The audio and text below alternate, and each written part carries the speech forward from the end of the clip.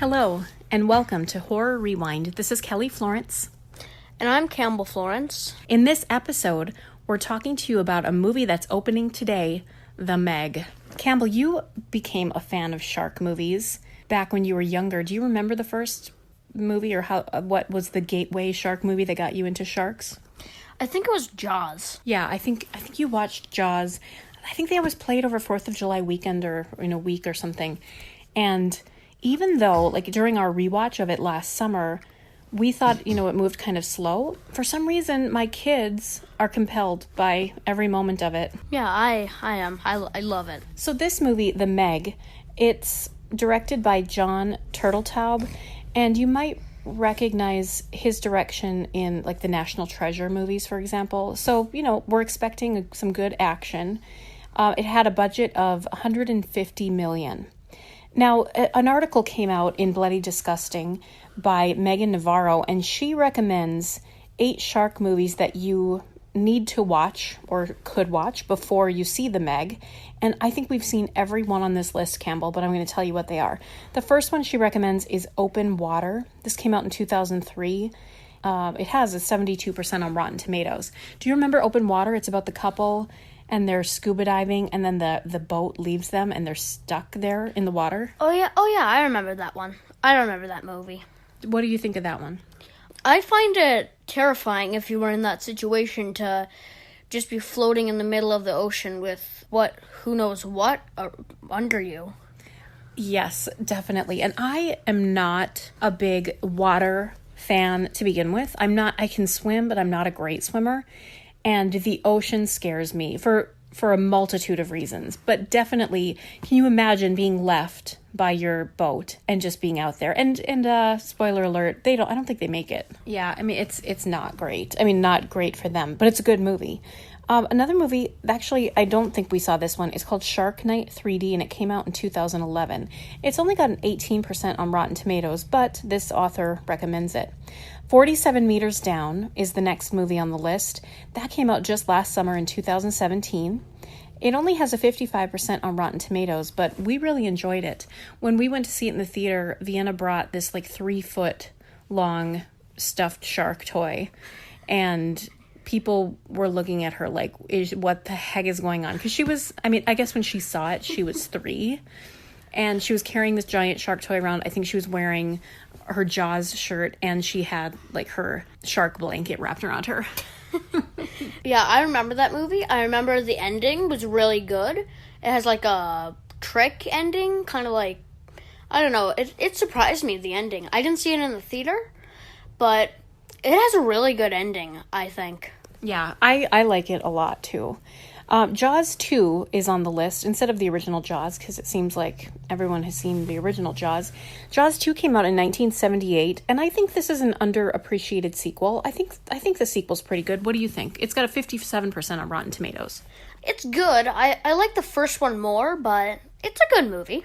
Next on the list, this one is one we watched, I think, a couple years ago now. It's called Bait. It came out in 2012. It's got a 47% on Rotten Tomatoes. This is the one, I think it takes place in Australia. And the spoiler alert, but one of the sharks gets killed with a shotgun. And Vienna, who was 3 at the time, she started crying. And we're like, aw, she has empathy for sharks. And I'm like, Vienna, why are you crying? And she's like, I don't get to see the shark kill people anymore. Did you like that movie, though, Bait?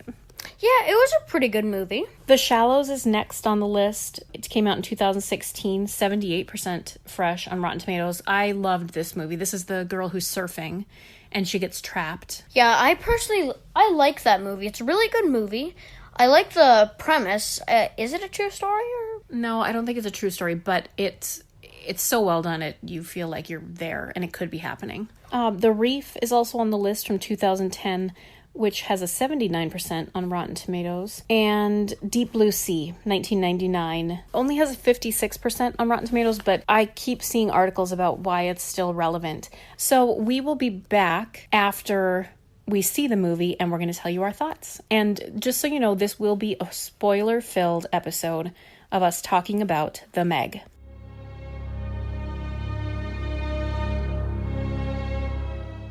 Kelly and Campbell here. We just got out of the Meg, and we're going to give you a spoiler-free review right here at the top of our review, and then we'll get into spoilers. So my spoiler-free review is that I thought it was a fun shark movie. It had a lot of great jump scares, and I think it's a great popcorn movie to see if you like shark movies. Yeah, it was really good. I like the ending. It had a lot of jump scares, and I like the ending. It was really good. So now we're going to get into spoilers. So if you don't want to hear some spoilers, then stop listening now.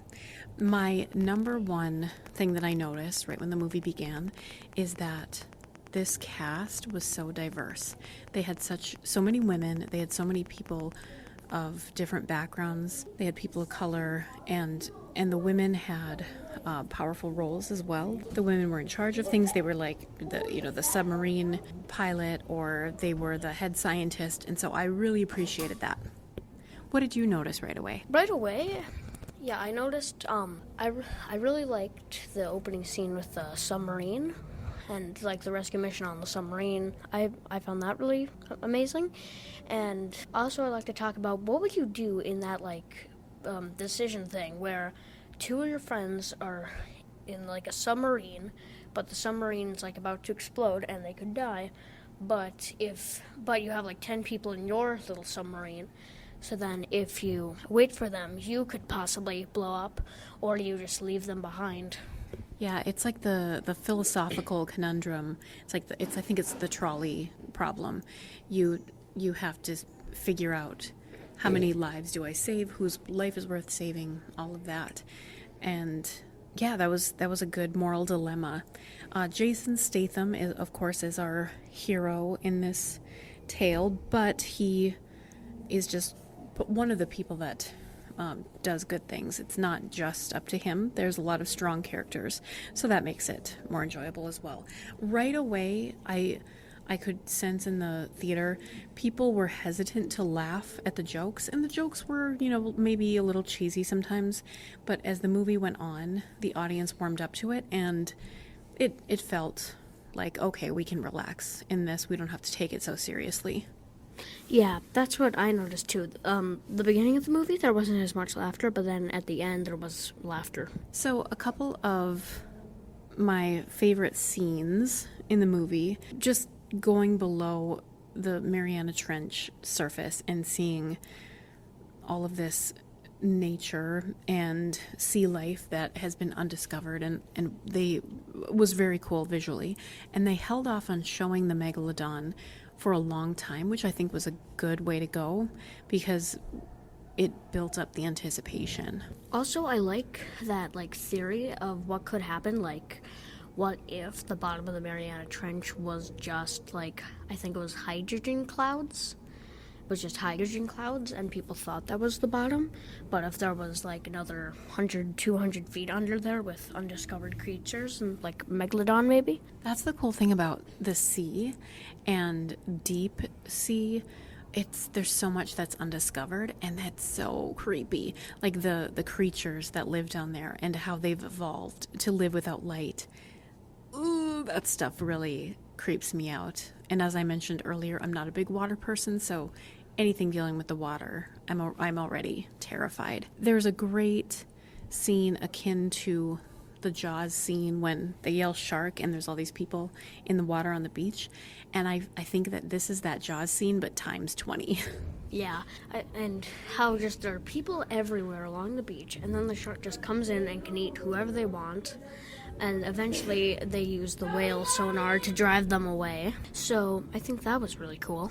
Oh, the megalodon's mouth is so huge that it can basically eat anything or anyone in its path. And at the end, we turned to each other and we both thought he was going to do Jason Statham. We thought he was going to go into the megalodon's mouth and sort of kill it from the inside. That's not what happens, of course, but I kept thinking his character name is Jonas, and I was thinking they were kind of, it was a play on Jonah and the whale from the Bible, and maybe, he was going to go inside the megalodon. But that didn't happen. He killed it, of course, by severing its entire belly and then stabbing it in the eye through the brain. And then there was a feeding frenzy and a bunch of sharks ate it to death or its a dead body. So the Megalodon got his. Yeah, and also I like the idea that there were 2 Megalodons and then they caught the first and then the second came in and ate the other Megalodon. I really like that. Yeah, that was a nice surprise. Or, I guess if you look at your watch, you know that the movie's not over, so there's got to be another one.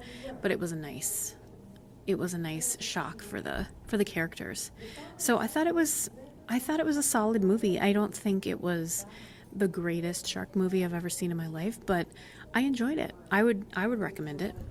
Yeah, I would also recommend it. It's really good. I like how they show like how big the Megalodon's jaws are through the movie, on how it eats different things. First things first, it tries to like break through a ginormous like really strong glass hatch thing, and then it bites a whale in half. And then at the end, it bites one of those rubber ball things that you like can buy, and then it like floats on the water and walk around with. It bites one of those and eats the person inside. There was a lot of fun visual things, and just sort of like Jaws updated. I appreciated it. And oh my gosh, the other thing that I know we mentioned on the podcast last summer when we talked about Jaws is that there were only white people in Jaws, and this movie is so diverse. It's the opposite of that. Like, I really appreciated the diversity and how many female characters there were and how many various types of characters. So yay on you, the Meg. Yeah, what should we need a scale. What should we rank the Meg? Shark teeth. Shark teeth. Okay, giant megalodon shark teeth. 0 being you hated it, 10 being it's a perfect movie. How many shark teeth, megalodon shark teeth, do you give the Meg? I give the Meg about 7 or 8. It was pretty good, but it did have its flaws. Yeah, I think I'll give it a 7. 7 megalodon shark teeth. I enjoyed it. At this moment, that's how I'm feeling about it.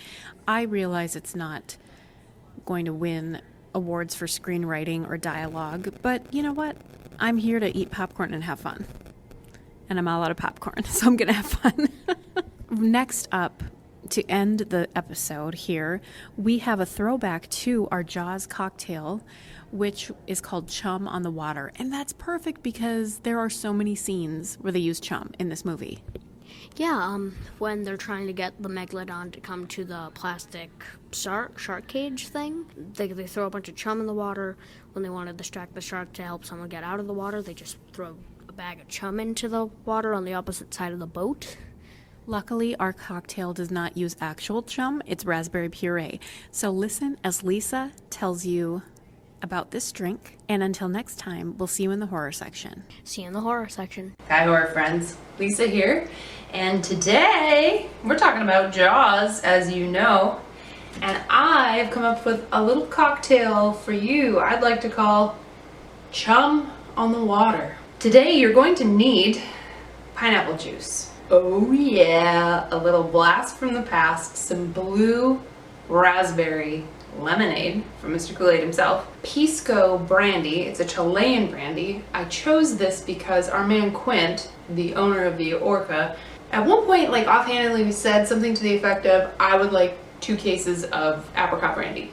The brandy stuck, and I wanted to put it in our drink. So we've got some brandy. And finally, you're gonna need about a half cup of raspberries. With that half cup of raspberries, put that in your blender with about a tablespoon of sugar and a little water.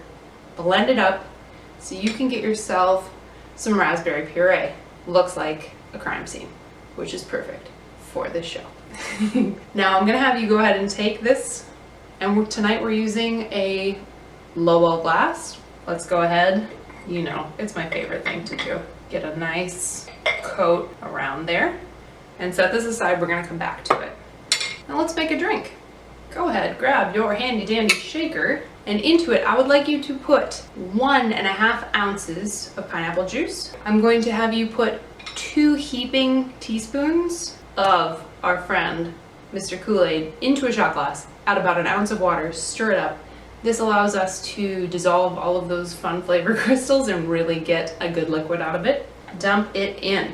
And finally, we're going to take about 1 3/4 ounces of Pisco and add it to the fun. That's it. Let's go ahead and give it a shake. Fun tip, anytime you're using a citrusy mixer, if you can, and if it's appropriate to the cocktail, always a good idea to give it a good shake. That'll help incorporate all of the flavors really thoroughly. Now we're just gonna go ahead and take the ice that was already in here. If it helps, go ahead and measure the ice, like take a couple of ice, put it into your mixer before we all get started. But let's go ahead and take what's in here. Looks like a beach party to me. And now, to finally celebrate, let's go ahead, go back to our raspberry puree. And a nice spoonful, dump it right on top. Who knows, maybe Jaws will come out. Friends, we have some chum on the water. The raspberry gives it a nice tart entrance, and then we're followed with some sweet, fun action. Flashbacks to childhood, maybe flashbacks to what you drank in college. I don't know what you drank. I don't want to admit that I drank stuff like this, but maybe I did. Who knows? It's fun. So with this, I would like to say cheers to you and your chum on the water.